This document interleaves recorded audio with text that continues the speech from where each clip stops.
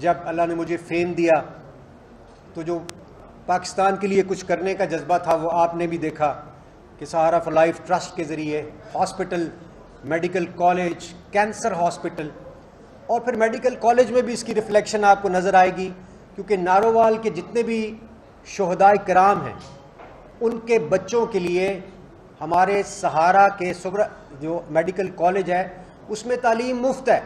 یعنی ان کی seats specific ہم نے کی ہوئی ہیں کہ اگر کسی شہید کا بچہ ہے تو اس کو مفت ہم پڑھائیں گے، حالانکہ 1 کروڑ سوا کروڑ روپیہ اس پہ خرچہ آتا ہے. جہاں جہاں شہداء کی تصویریں لگی ہوئی ہیں، میں جب گاؤں مختلف دیہات میں ہم کیمپین کے لیے جاتے تھے تو کسی کونے میں تصویر نظر آتی تھی اور آتی ہے تو ایک عادت ہے کہ میں اس کو سلوٹ کرتا ہوں، اور ایسے ہی آنکھوں میں پانی سا آ جاتا ہے کہ یار کتنا خوش قسمت تھا، اتنا بڑا اس نے رتبہ حاصل کیا. اور پھر عجیب واقعات ہوتے ہیں. ہر سال ہم سہارا کے میڈیکل کالج میں شہداء کی فیملیز کو بلاتے ہیں، فلیگ ریزنگ سیریمنی ہوتی ہے، ان کی فیملی کو تحفے تحائف دیے جاتے ہیں، ان کو نذرانہ عقیدت پیش کیا جاتا ہے، اور الحمدللہ وہ سلسلہ جاری ہے، اور آج سے نہیں ہے، 7-8 سال سے ہے. کبھی اس بارے میں بات نہیں ہوئی، مگر یہ وہ تھا جو میرا دل، جو ہمارے دل کے اندر ہوتا ہے، ہم اکثر اس کے حوالے سے بات نہیں کرتے.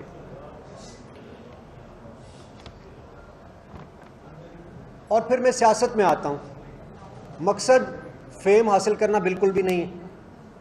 عہدہ کوئی مل جائے گا، وزیر بہت سارے میں ملتے ہیں جو اپنا تعارف کراتے ہیں کہ میں فلاں وزیر ہوں، میں نہیں پتہ ہوتا. دنیا بھر میں جاتے ہیں، ہمیں نہ فیم کی کوئی لالچ نہ پیسے کی، الحمدللہ، کیونکہ میں نے جو کمایا، اپنا مال، اپنی جوانی، اپنا وقت سہارا کو دیا. آپ سب جانتے ہیں آج وہ اربوں کے منصوبے ہیں، اور میں ان کے سامنے ایک چھوٹے سے بیبی کی حیثیت رکھتا ہوں. سہارا کو اللہ نے اتنی ترقی دی، اور یہ اس صورت میں ہوتا ہے جب آپ کچھ نہ کچھ دے رہے ہوتے ہیں. تو سیاست میں آنے کا مقصد یہ تھا کہ میں ایک بڑا کام کروں گا، بڑا سوشل ورک کروں گا، عوام کو فائدہ ہوگا.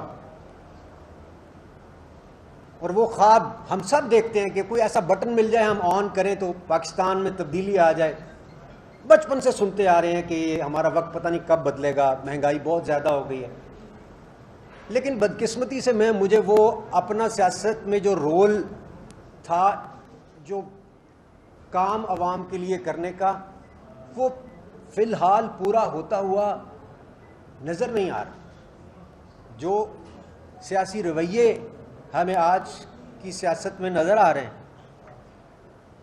تشدد، اس میں وہ ہمیں نظر نہیں آ رہے. وہ آگے خدمت والا ایلیمنٹ مجھے نہیں نظر آتا، بلکہ جو پہلے میں کر رہا ہوں شاید وہ بھی متاثر ہوتا ہوا نظر آ رہا ہے. تو پھر ہم ایسا کام میں کیوں مزید اپنا وقت ضائع کریں جو ہمیں عوام کی خدمت سے کی طرف ہمیں آگے سوائے اندھیرے کے فی الحال کچھ نظر نہیں آ رہا.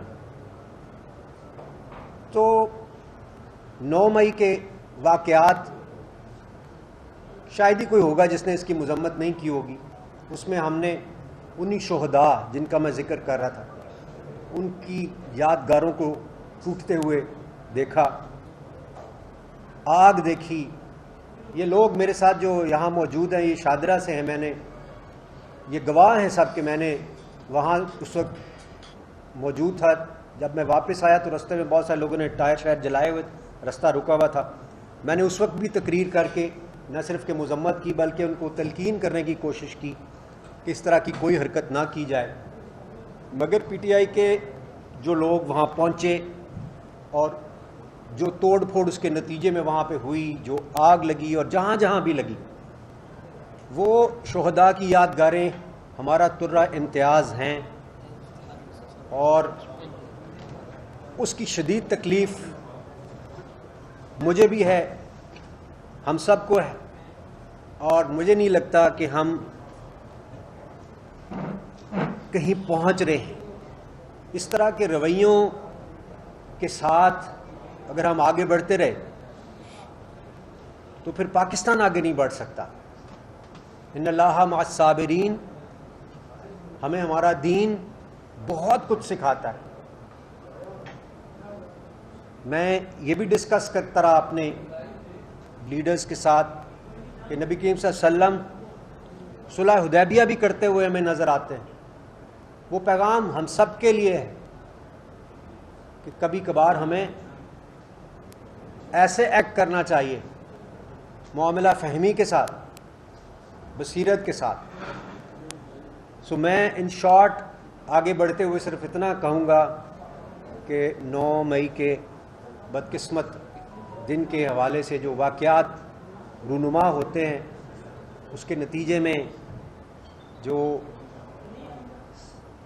خدشات اور آگے مسائل پیدا ہوتے ہوئے اور جو ایک فیلنگز ہرٹ ہیں، ان کو دیکھتے ہوئے اور اپنا جو بھی سوشل ورک میں کر رہا ہوں اس میں پراپر پرفارم نہ کر سکنے، کیونکہ میں تو پوری دنیا میں جاتا ہوں، فنڈ ریزنگ سہارا میرے پہ ڈیپینڈ کرتا ہے، مجھے اس میں فنڈز درکار ہیں، وہ انڈیپینڈنٹ نہیں ہوا ایسا.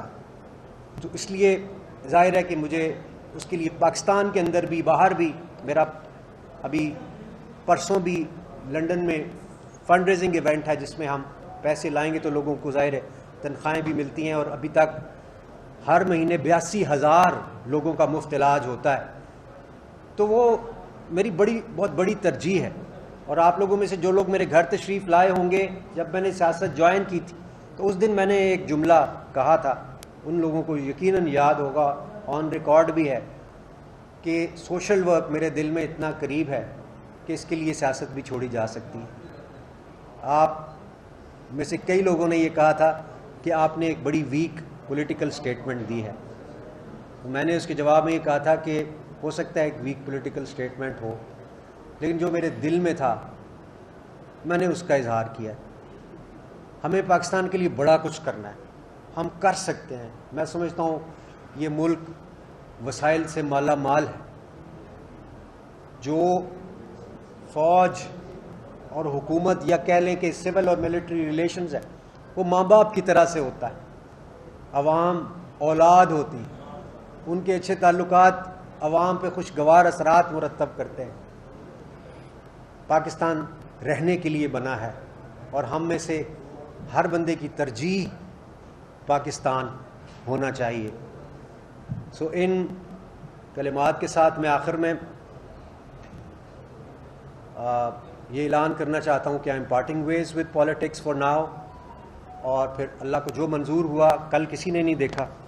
ساتھ ہی ساتھ میں ایک ابھی 15 منٹ پہلے میں نے کچھ لکھا ہے اور وہ میں آپ لوگوں کے ساتھ ترنم میں اگر شیئر کروں تو میرے جذبات کی شاید کسی حد تک عکاسی ممکن ہو.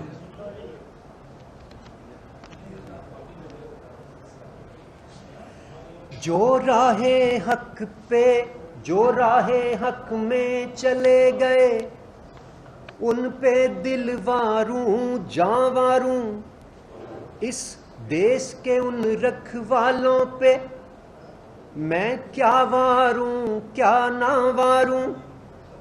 ہم مثبت سوچ کے حامل ہیں، ہم کو بس اتنا کہنا ہے، اس دیس کو قائم رہنا ہے، اس دیس کو قائم رہنا ہے، اس دیس کو قائم رہنا ہے، اس دیس کو قائم رہنا ہے. صاحب اس موقع پہ آپ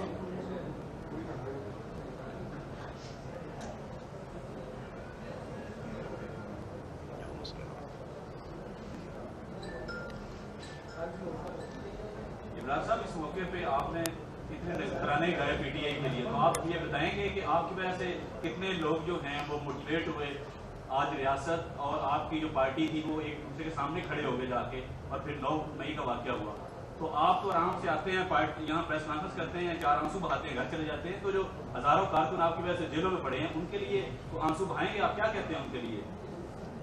جو کارکنان ہمارے بے قصور ہیں ان کو ضرور فوراً چھوڑنا چاہیے, لیکن ساتھ ہی ساتھ جو اس میں ملوث ہیں ان کو بالکل سزا ملنی چاہیے اور قانون کے مطابق سزا ملنی چاہیے.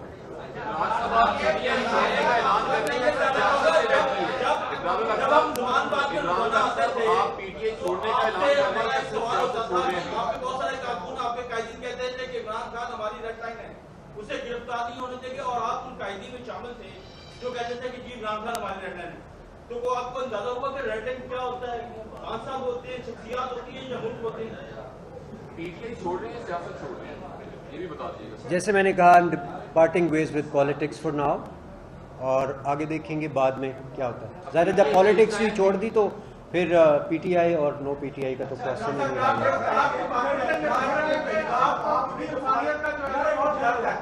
ٹھیک ہے, تو کہیں یہ بھی بتا دیں کہ جو گھر آج رہی ہے اس کے ذمہ دار آپ کس کو سمجھتے ہیں؟ مطلب پولیٹیشینس کو سمجھتے ہیں یا ان کو جو ہمیشہ سے ہمارے سر پہ سوال ہیں؟ مجھے تو لگتا ہے یہ کنٹریبیوٹری نیگلیجنس ہے, ایشوز ہیں, لیکن ظاہر ہے کہ جو لوگ اقتدار میں رہے ہیں وہی اس کے ذمہ داران ہیں. میں اب چونکہ پالیٹکس ہی جب چھوڑ رہا ہوں تو پولیٹیکل سٹیٹمنٹ کیا دینا اور کیا نہ دینا آپ لوگوں کے سب کے سامنے